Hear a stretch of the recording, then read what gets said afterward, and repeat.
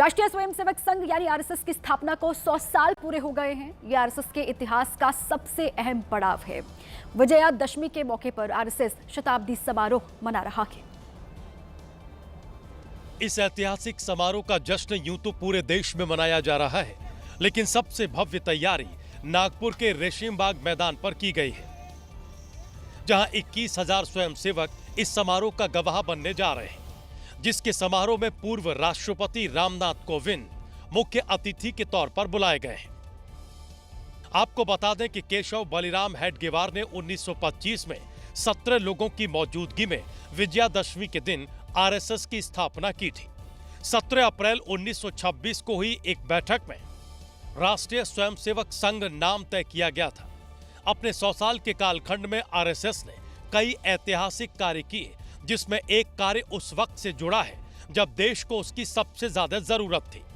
1962 के भारत चीन युद्ध के दौरान आरएसएस कार्यकर्ताओं ने बेहतरीन काम किया, जिसकी उस वक्त के प्रधानमंत्री पंडित नेहरू ने भी तारीफ की थी, और आरएसएस भी उस पल को गर्व के साथ याद करता है। उसी यादगार पल को अब सरकार ने एक विशेष स्मारक डाक टिकट में उतारा है, जिसे आरएसएस के 100 साल के मौके पर प्रधानमंत्री नरेंद्र मोदी ने दिल्ली में जारी किया। पीएम मोदी ने इस दौरान एक स्मारक सिक्का भी जारी किया, जिसमें पारंपरिक मुद्रा में खड़े स्वयंसेवक दिखाए गए हैं। आरएसएस के 100 साल पूरे हो गए हैं। विशेष कार्यक्रम का आयोजन किया जा रहा है आज से नागपुर में। हमारे संवाददाता तुषार कोहले सीधे नागपुर से जुड़ गए हमारे साथ, उन्हीं का रुख करते हैं। तुषार, वहां पर क्या तैयारियां हैं? आज से शताब्दी समारोह मनाया जाएगा देश भर में, जहां पर भी स्वयंसेवक हैं, जितनी शाखाएं हैं वहां पर विशेष आयोजन होंगे। नागपुर में जो कार्यक्रम आज होना है उसकी क्या तैयारी है?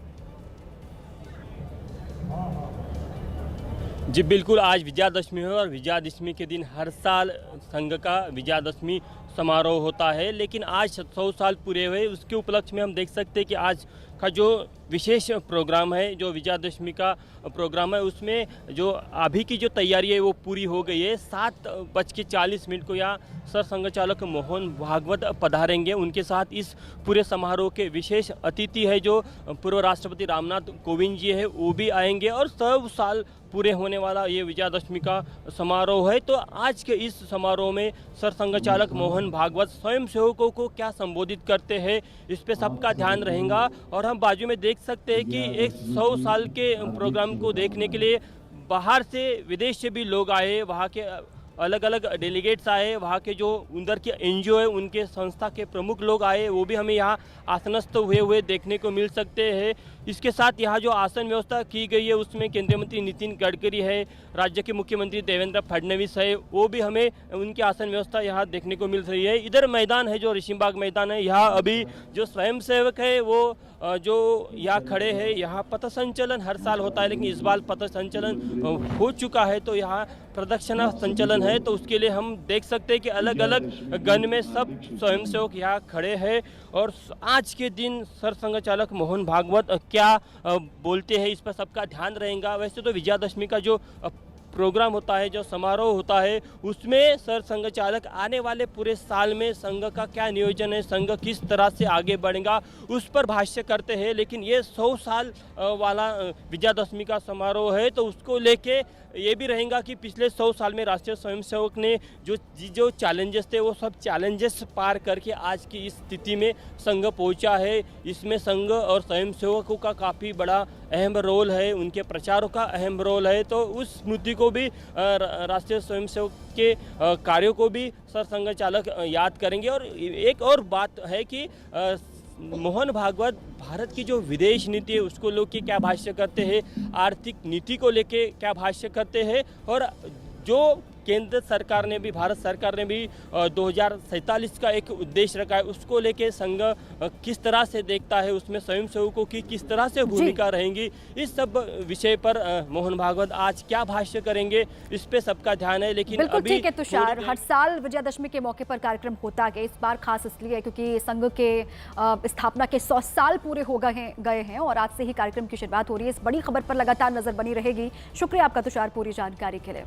अब आगे बढ़ते हैं। मध्य प्रदेश के छिंदवाड़ा से एक वीडियो सामने आया है जिसमें एक शिक्षक महिला प्राचार्य को जान से मारने की धमकी दे रहा है। ये घटना तब हुई जब महिला प्राचार्य कुसुम ने शिक्षक जयप्रकाश को रजिस्टर पर हस्ताक्षर करने के लिए कहा, जिस पर शिक्षक जयप्रकाश भड़क गया और महिला प्राचार्य से अभद्रता करने लगा। घटना का वीडियो सोशल मीडिया पर वायरल है, जिसमें शिक्षक प्राचार्य को स्कूल के बाहर मारने की धमकी दे रहा है। तेरे को यही मारना है क्या? मारना तो कुबात है तो मारना। जब मारना होगा मारना पहले तो पंचनामा लेके नाच ले, पंचनामा लेके नाच ले। पंचनामा नहीं, तेरे में कुबात है, तू मेरे को मार के बता। मैं तेरे को मारूंगा, लेकिन जगह मैं यहाँ स्कूल में नहीं मारूंगा। क्यों नहीं? इतना बेवकूफ नहीं हूँ मैं।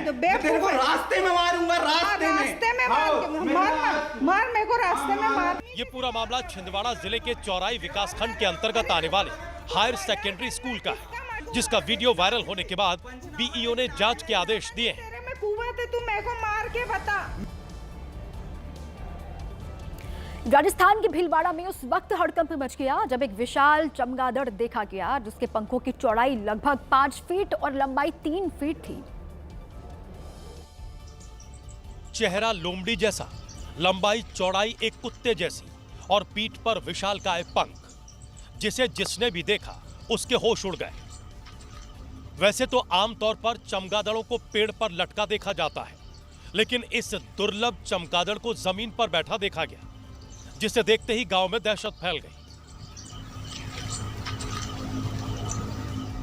विशाल पंखों वाले इस चमगादड़ की डरावनी आंखें, मुंह पर नुकीले दांत, पंजों पर पैनापन उसे कुछ अलग ही बना रहा था। भीलवाड़ा के सुरली कल्याणपुर गांव में चमगादड़ घायल अवस्था में पाया गया, जो रात में कहीं भी उड़ गया। गांव में इतने बड़े चमगादड़ की चारों तरफ चर्चा हो रही है। वहीं वन विभाग के अधिकारियों ने चमगादड़ को दोबारा देखे जाने पर सूचना देने को कहा है।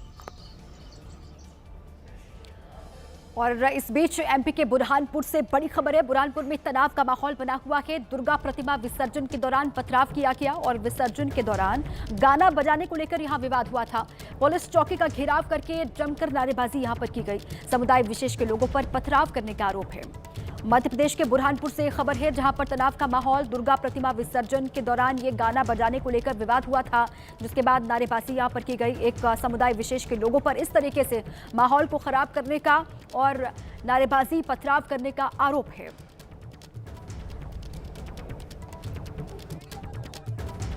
बताया जा रहा है कि गांव न्यायखेड़ा के लोग मूर्ति विसर्जन के लिए जा रहे थे, तभी डीजे बजाने का दूसरे समुदाय के लोगों ने विरोध किया। लेकिन जब डीजे बंद नहीं किया गया तो दूसरे पक्ष ने पथराव शुरू कर दिया, जिसमें माता की मूर्ति खंडित हो गई और फिर बिना मूर्ति विसर्जित किए ही लोग वापस आ गए और नावरा पुलिस चौकी को घेरकर नारेबाजी करने लगे। लेकिन मामला उस वक्त और ज्यादा गर्मा गया जब शोभा यात्रा पर पथराव की बात हिंदू संगठनों को पता लगी, जिसके बाद बड़ी संख्या में हिंदू संगठन के कार्यकर्ता घटना स्थल पर पहुंच गए और नारेबाजी करने लगे। वहीं पुलिस ने मामला शांत कराने की कोशिश की। लोगों को समझाते समझाते दोपहर से रात हो गई। अभी न्यायखेड़ा में शांति बनी हुई है, लेकिन लोगों के भीतर गुस्सा देखने को मिल रहा है। लखनऊ के वजीरगंज इलाके में उस वक्त हड़कंप मच गया जब एक स्कूटी को डंपर ने जोरदार टक्कर मार दी। स्कूटी पर सवार 2 लोगों की मौके पर ही मौत हो गई। ये टक्कर इतनी भयानक थी कि जैसे ही टक्कर हुई स्कूटी के परखच्चे उड़ गए। स्कूटी पर सवार देवर भाभी की मौत हो गई, जिन्हें एक्सीडेंट के बाद हॉस्पिटल ले जाया गया, लेकिन डॉक्टर ने उन्हें मृत घोषित कर दिया। बताया जा रहा है कि देवर भाभी अस्पताल में भर्ती अपनी भांजी को खाना देने जा रहे थे, तभी तेज रफ्तार डंपर ने आकर उन्हें उड़ा दिया। वहीं डंपर के ड्राइवर की तलाश जारी है, क्योंकि जैसे ही एक्सीडेंट हुआ डंपर का ड्राइवर भाग निकला। यूपी के रायबरेली में रंजिश के चलते खूनी वारदात सामने आई है। यहां पड़ोसियों पर एक महिला की हत्या करने का आरोप लगा है, जिसका शव घर की छत से बरामद किया गया है। महिला की मौत से गांव में मातम पसर गया है। परिजनों का रो रो कर बुरा हाल है। बताया जा रहा है कि पैसे के लेन देन को लेकर दो परिवारों में काफी दिनों से विवाद था। कुछ दिन पहले ही दोनों पक्षों में कहासुनी हुई थी। वहीं महिला का खून से लथपथ शव मिलने से गांव में सनसनी फैल गई। महिला के गले और सिर पर कई वार कर उनकी हत्या की गई। पड़ोसियों पर हत्या का आरोप है और हमलावरों के फरार होने की बात भी सामने आ रही है। फिलहाल पुलिस मामले की पड़ताल में जुटी है। हत्या की ये वारदात रायबरेली के बसंतपुर कोठाइया गांव की बताई जा रही है। ऊटी के विश्व प्रसिद्ध बॉटनिकल गार्डन में इन दिनों तेंदुए ने आतंक मचा रखा है। रात के अंधेरे में तेंदुआ चहलकदमी करता हुआ दिखाई दिया, जिसकी तस्वीर देखकर क्लब में काम करने वाले लोग दहशत में आ गए। बताया जा रहा है कि करीब आधे घंटे तक तेंदुआ क्लब के अंदर इधर से उधर भागता रहा। वो कभी छलांग लगाता तो कभी भागते हुए क्लब में घुस जाता तो कभी गार्डन में वॉक करता हुआ दिखाई देता। लेकिन इस बात का पता तब चला जब क्लब में ठहरे कुछ गेस्ट ने रात में अजीब सी आवाज सुनी और जब सुबह क्लब के मैनेजर ने सीसीटीवी फुटेज देखी तो सबकी जान हलक में आ गई, क्योंकि अगर कोई बाहर होता तो तेंदुए का शिकार बन जाता। तुरंत वन विभाग को शिकायत की गई और तेंदुए को जल्द पकड़कर जंगलों में छोड़ने का अनुरोध किया गया।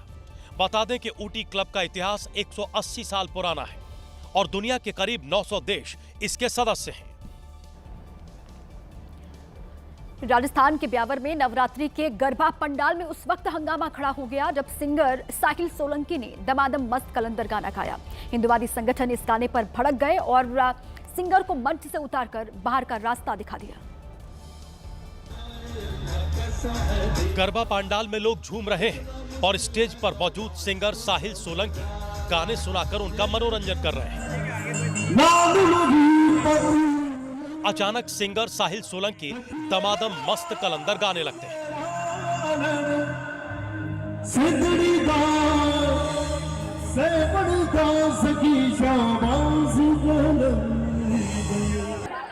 ये गाना सुनते ही वहां मौजूद हिंदूवादी कार्यकर्ता इसके विरोध में उतर आते हैं और हंगामा खड़ा हो जाता है। कार्यक्रम को बंद करवा दिया गया और आखिर में सिंगर साहिल सोलंकी को मंच से नीचे उतार दिया गया। इस आयोजन को लेकर प्रशासन की बड़ी लापरवाही भी सामने आई। रात 10 बजे के बाद डीजे बजाने पर रोक के बावजूद ये कार्यक्रम होता रहा। वहीं सुरक्षा के भी कोई इंतजामात नहीं थे। यूपी के मेरठ में सेब खरीदने को लेकर दो पक्षों में लड़ाई हो गई, जो देखते ही देखते खूनी संघर्ष में बदल गई। लाठी और पत्थरबाजी में कई लोग घायल बताए जा रहे हैं। इस मारपीट के कई वीडियो भी सामने आए, जिसमें दो पक्ष के लोग आपस में एक दूसरे को लाठी डंडों से पीटते हुए दिखाई दे रहे हैं। इस लड़ाई में कई लोग बुरी तरह जख्मी हो गए। तस्वीरों में देख सकते हैं कि एक शख्स के सिर से खून बह रहा है, जिसका कहना है कि उसका लड़ाई से कुछ लेना देना नहीं था, लेकिन फिर भी उसका सिर फाड़ दिया गया। झगड़ा किसी और के साथ था, मुझे मारा पीट लोग करवा। मौके पर मौजूद लोगों ने बताया कि विवाद की शुरुआत सेब खरीदने को लेकर हुई थी, लेकिन रेट को लेकर बहस शुरू हो गई, जो देखते ही देखते मारपीट में तब्दील हो गई। संघर्ष के दौरान कालंद चुंगी पर अफरा तफरी का माहौल बन गया। पुलिस के पहुंचने तक दोनों पक्ष आपस में उलझते रहे। पुलिस ने कड़ी मशक्कत के बाद दोनों पक्षों को शांत कराया और सभी घायलों को सामुदायिक स्वास्थ्य केंद्र में भर्ती कराया गया।